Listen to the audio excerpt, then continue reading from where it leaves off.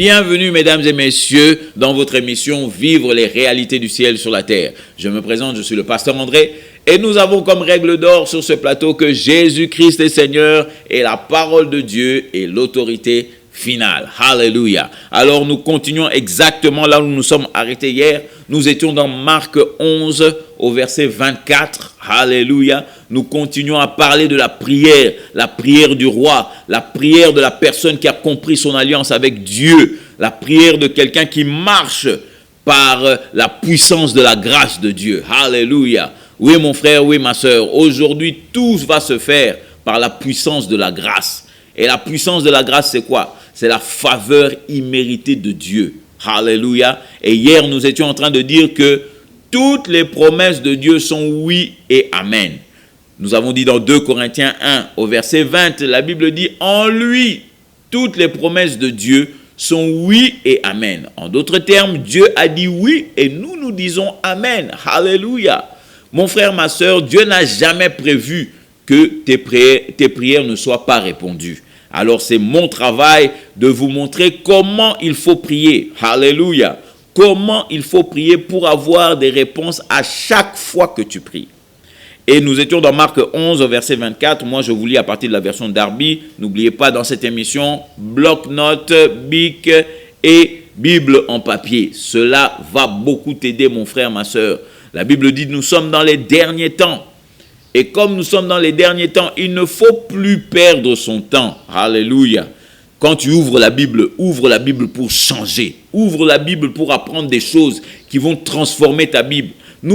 Qui vont transformer ta vie plutôt. N'ouvre pas ta Bible seulement pour perdre ton temps, pour tant en honnête journal, que tu lises la Bible comme un journal. Non mon frère, il est temps maintenant que, comme disait Jésus, que vous soyez nourris par chaque parole qui sort de la bouche de Dieu. Alléluia. Alors dans Marc 11 verset 24, il nous dit ceci.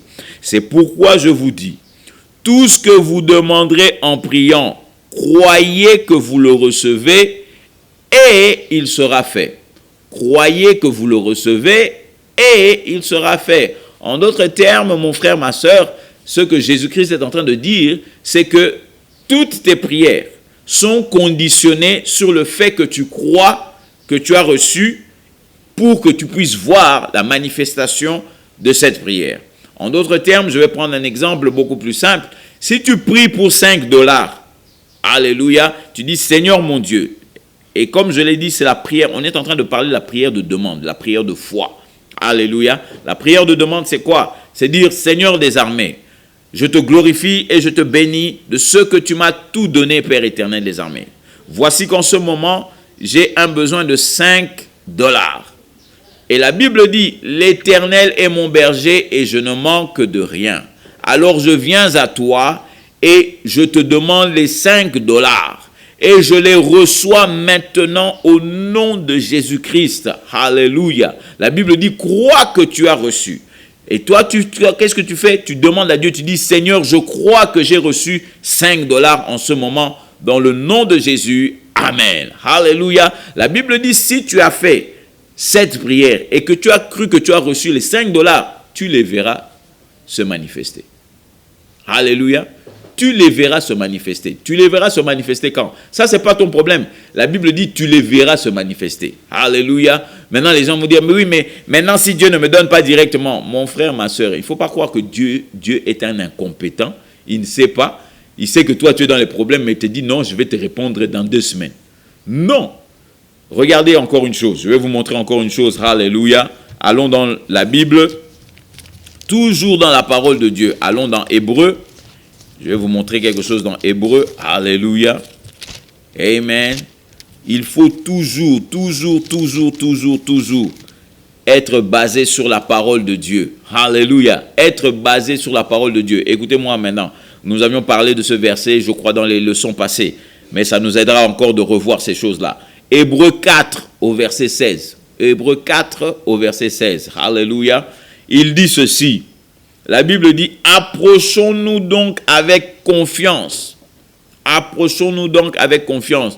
Tu vas avec confiance chez quelqu'un que tu sais qui va te répondre. Alléluia. C'est ça ta confiance. Ta confiance, c'est que tu sais que le problème que j'ai ici, cette personne que je vais voir, il va me répondre. Maintenant, la Bible dit, approchez-vous avec confiance du trône de la grâce. Du trône de la grâce. Afin que nous recevions miséricorde et que nous trouvions grâce. Alléluia. Que nous recevions miséricorde, que nous trouvions. Donc, c'est-à-dire que tu ne vas pas pour chercher, tu vas pour trouver. Tu vas pour prendre. Alléluia. Maintenant, écoute bien ceci. La Bible dit, pour avoir du secours au moment opportun. Pour avoir du secours au moment opportun. C'est-à-dire que Dieu est pleinement conscient que s'il ne te répond pas au moment de ton besoin, ce n'est plus un moment opportun. Alléluia, mon frère. C'est ça. Tu dois travailler pour avoir une foi du maintenant et non pas une foi du futur. Tu dois avoir une foi de maintenant. Foi de maintenant, c'est quoi? C'est que Dieu dit, je vais te répondre au moment opportun. Le moment opportun, c'est pour qui? C'est pour toi. Comme je parlais à quelqu'un me disait, oh, mais la Bible dit au moment opportun, ou le moment opportun pour Dieu. Mais le moment opportun pour Dieu, c'est quand? Alléluia. Réfléchis, mon frère. Le moment opportun pour Dieu, c'est quand? Quand tu vas chez le banquier et que tu dis au banquier, j'ai besoin d'argent, tout ça, j'ai fait mon programme, voici la somme dont j'ai besoin. Est-ce que le banquier te dit, bon, je vais vous répondre quand j'en aurai envie? Non, non, non, non. Alléluia. D'ailleurs, même les banquiers de ce monde vous disent que non, je vais étudier calmement. Il dit, je vais étudier votre dossier et puis je vous rappelle. Ça, c'est le banquier du monde. Mais Dieu n'a pas besoin d'étudier ton cas. Dieu n'a pas besoin d'étudier ton cas. Mon frère, la Bible dit que Dieu connaît les profondeurs. Le Saint-Esprit connaît les profondeurs au-dedans de toi. Ce qui fait que le Saint-Esprit te connaît, papa. Alléluia. Donc, quand le moment opportun de Dieu, c'est maintenant, alors il faut que toi, maintenant, tu puisses être en accord avec Dieu. Il faut que toi, tu comprennes que mon moment opportun pour que Dieu réponde à ma prière, c'est maintenant. Alléluia. Papa, on va te chasser du loyer, on va te chasser de la maison maintenant, pas demain. Donc, ça ne sert à rien que Dieu te réponde demain, puisque c'est aujourd'hui que le bailleur t'a dit, si tu ne payes pas le loyer, donc, mon frère, Dieu est pleinement conscient que ton moment opportun, c'est maintenant. Alléluia. Alléluia. Donc, mon frère, ma soeur, toutes les promesses de Dieu sont oui et amen. Et s'il y a une réponse que Dieu doit te donner dans la prière, c'est la réponse oui. Alléluia. Mais il a dit dans Marc 11 au verset 24, il a dit clairement, il a dit, tout ce que vous demandez en priant, croyez que vous le recevez et vous le verrez s'accomplir. Mon frère, ma soeur, c'est ça la clé de ta prière. Peut-être la raison pour laquelle tu n'as rien reçu jusqu'aujourd'hui, c'est parce que tu n'as jamais cru que tu as reçu quelque chose. Je connais beaucoup de gens, on prie avec eux intensément. On prie, tu vois la chaleur qui sort, tout le monde, il est sueur, il transpire. Et quand il sort de la prière, tu lui demandes comment? Est-ce que Dieu a répondu? Et puis il te dit, je ne sais pas. Peut-être que tu n'as jamais à répondre. Mais mon frère, pourquoi tu pries alors? Pourquoi tu pries? Alléluia. Je crois que c'est parce que vous avez passé trop de temps avec les gens de ce monde. Et parce que les gens de ce monde vous font croire que non, ils décident. Moi, je me rappelle, il fut un temps où on allait voir des oncles qui avaient beaucoup d'argent. Et ces oncles-là, qu'est-ce qu'ils faisaient? Lorsqu'on allait les voir, ils nous insultaient d'abord. Oh toi, incapable, tout ça, papa. Et puis après, ils te donnent un petit $200. Mais notre Dieu ne fonctionne pas comme ça, papa. Notre Dieu ne fonctionne pas comme ça, maman. Notre Dieu est un Dieu qui est large en bonté. Notre Dieu est un Dieu qui aime donner. D'ailleurs, notre Dieu ne fait que donner. Alléluia. Alléluia. La Bible dit qu'il a pris le jugement et il a mis entre les mains du Fils. C'est-à-dire que c'est Jésus-Christ aujourd'hui qui juge. Mais Dieu ne juge pas. Dieu, lui, tout ce qu'il fait, c'est vous donner. Alléluia. Dieu a fait qu'en Jésus-Christ, la Bible dit, vous avez été rachetés de la malédiction. Donc, ce qui fait que Dieu ne peut plus te maudire. La seule chose que Dieu peut faire, c'est te bénir. Alléluia. Et la vie de prière est une vie de réponse. Tu ne peux pas avoir une vie de prière, tu n'as jamais de réponse. Non, Dieu répond tout le temps à la prière. Amen. Alléluia. Alors, nous allons continuer. Nous étions en train de parler des sept étapes à suivre pour que tes prières soient toujours répondues. Les 7 étapes à suivre pour que tes prières soient toujours répondues. Nous avions parlé de ça la semaine passée. Nous étions arrivés jusqu'au 3e point. Mais pour un petit récapitulatif, je vais vous les donner. Alléluia. Le premier point que nous avons dit, la prière qui donne des résultats doit être basée sur la parole. Je le répète encore, la prière qui donne des résultats doit être basée sur la parole. Amen. Je sais que on nous a montré, l'aksabiso, allez, toke ne kosambela, allez, bisonyo sur côté sur kosambela. Non, non, non, non, non, non, non, non, non. La prière, si tu veux t'assurer que ta prière aura des résultats, la première chose que tu dois faire, prendre d'abord du temps à étudier la Bible. Prends d'abord du temps à regarder dans l'Ancien Testament. Tu veux demander à Dieu quoi? Une nouvelle voiture? Tu veux lui demander une maison? Est-ce que Dieu t'a promis qu'il allait te donner une maison? C'est ça la première question que tu dois te poser.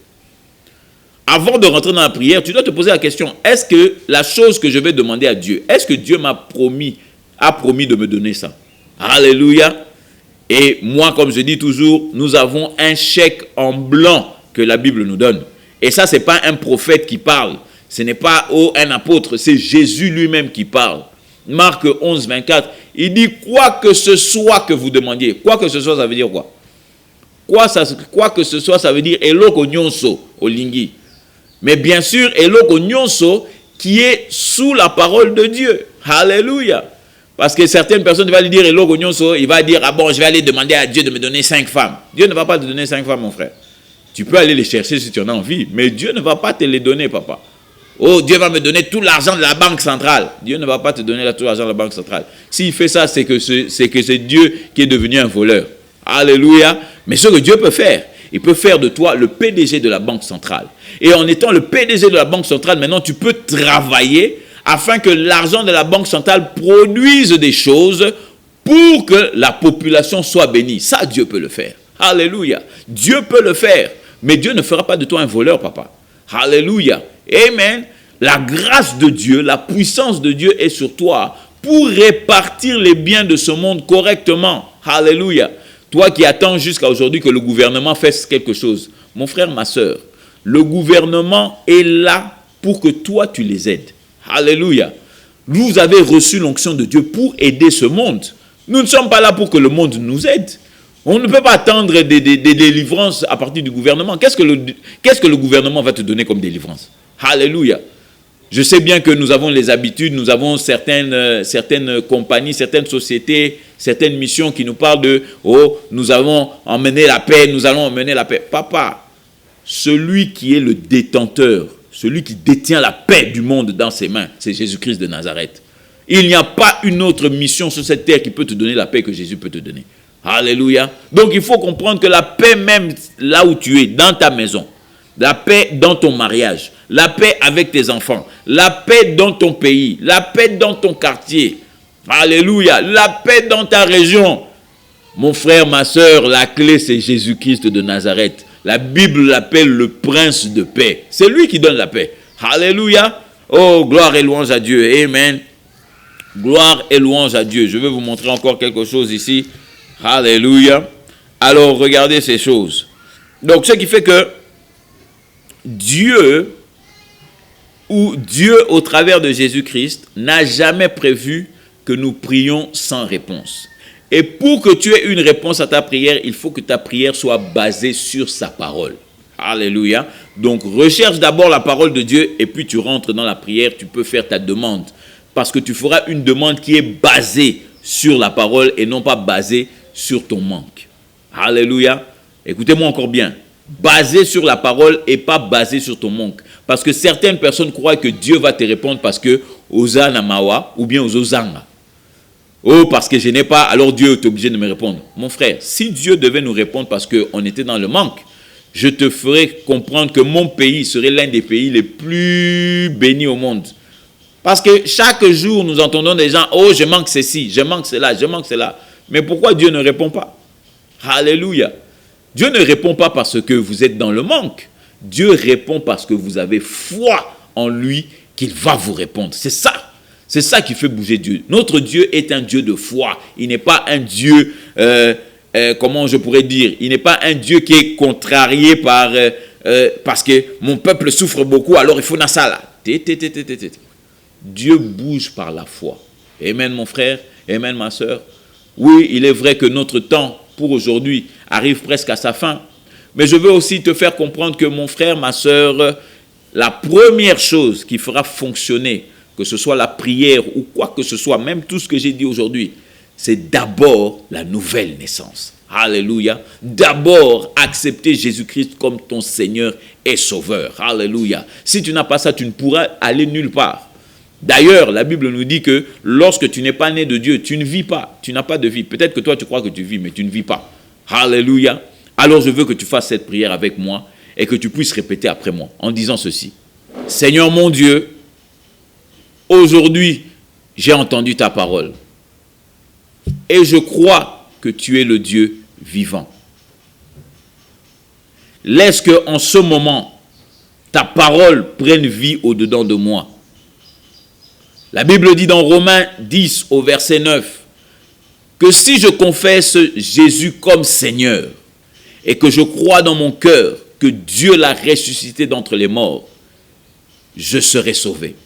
Alors en ce moment, Père, Jésus, sois mon Seigneur. Je le confesse de ma bouche. Je crois dans mon cœur que Dieu t'a ressuscité d'entre les morts. Et la Bible dit, je suis sauvé. J'accepte ce salut au nom de Jésus. Amen. Amen mon frère, amen ma soeur. Si tu as fait cette prière avec moi, je veux te faire comprendre que tu es maintenant un enfant de Dieu. Et si tu es un enfant de Dieu, je t'encourage. Trouve une bonne église, là où la parole de Dieu est prêchée, là où Jésus-Christ est reconnu comme Seigneur. Si tu n'as pas d'endroit, nous avons un numéro sur l'écran. Appelle-nous afin que nous puissions t'aider. Et si tu habites dans les alentours, nous allons t'inviter à venir passer du temps avec nous. Car mon frère, ma soeur, le temps de vivre la réalité du ciel sur la terre est arrivé. Alors je suis le pasteur André, vous rappelant que Jésus-Christ est Seigneur. À la prochaine et à nous revoir.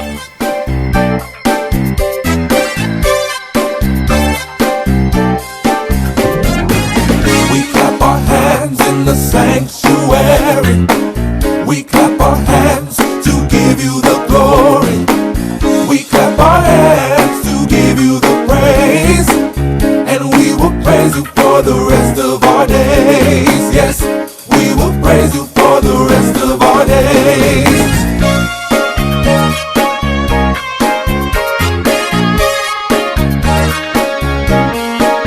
We sing a song in the sanctuary. We sing a song.